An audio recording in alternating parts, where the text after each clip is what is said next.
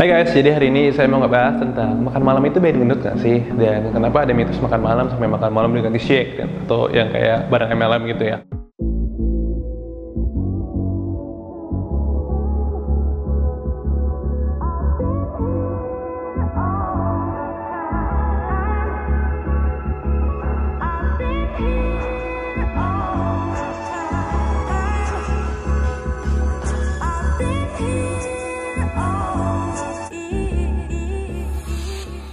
Jadi yang mau saya bahas hari ini adalah tentang kalau saya udah diet nggak makan malam, kenapa saya masih gemuk dan bla bla bla gitu.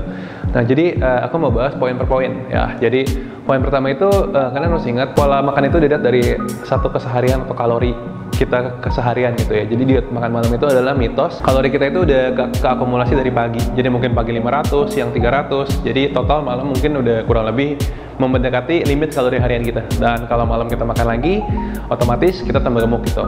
Nah, jadi poinnya adalah selama kalian nggak kelebihan kalori harian kalian, kalian itu bisa makan malam, inti poinnya gitu.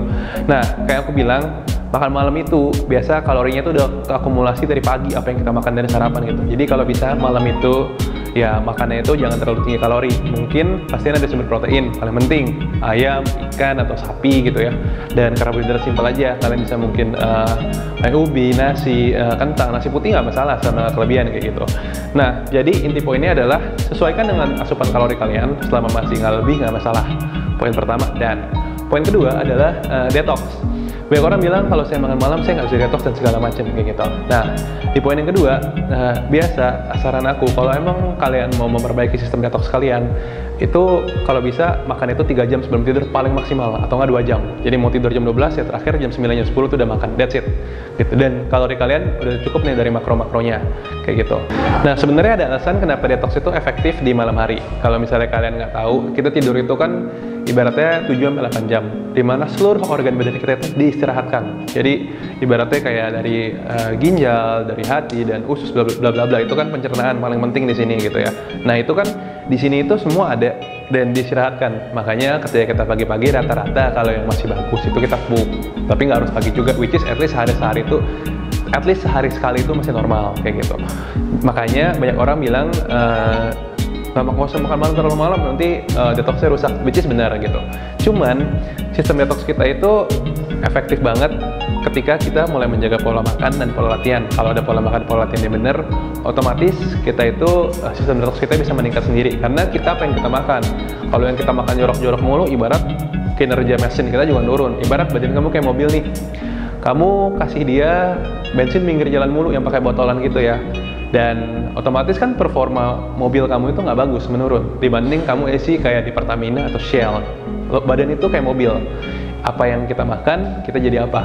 Banyak orang bilang selama kalori gue nggak lebih gue makan kotor aja. Itu beda, hasilnya sangat-sangat beda. Ibarat gini, ada 2 mobil. Mobil pertama kamu isi Shell, mobil kedua kamu isi bensin pinggir jalan yang nggak ada merek gitu. Bisa jalan nggak? Bisa. Tapi yang mati mesin atau turun mesin duluan yang mana ya? Kita tahu jawabannya kayak gitu. Nah, poin kedua soal detox itu kalian nggak harus kayak minum jus detox, minum air lemon untuk detox, minum air lemon pagi-pagi untuk detox. Itu nggak wajib.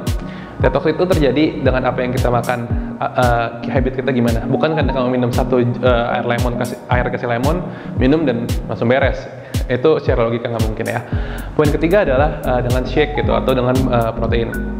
Barang MLM itu selalu berkata, kamu makan malamnya ganti ini aja gitu. Ada plus minus sih. Plusnya adalah kalori kita diganti dengan susu, dan which is itu sangat rendah, jadinya otomatis berat kalian turun. Secara logika kayak gitu. Balik ke poin pertama. Apakah barang itu wajib minum susu kayak gitu? Enggak.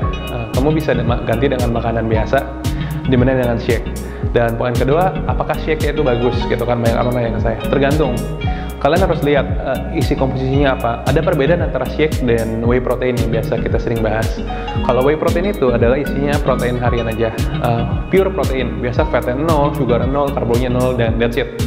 Kalau shake biasanya itu dia ada meal replacement. Jadi dia ada karbohidratnya, ada gulanya, dan bla bla bla. Karena nggak cuman harus protein aja, cuman sama aja kayak kamu misalnya makan buah sama minum whey protein, kan jadi basic tuh, ada karbo sama ada proteinnya. Nah jadi balik lagi apa yang kamu butuhkan. Kayak yang aku bilang, whey protein itu nggak wajib. Kalau protein harian kamu udah cukup ya kamu nggak perlu whey protein. Sama kayak shake, shake itu nggak wajib. Kalau misalnya kamu udah nggak bisa menjaga kalori kamu, shake itu nggak dibutuhkan. Banyak orang bilang, gue udah nggak minum shake, berat gue naik gitu. Ya iyalah, kan kalorinya berubah. Tadi cuma minum 100 kalori, sekarang jadi banyak gitu kan, makan biasa, dan mungkin kamu nggak bisa kontrol secara kesehariannya gitu.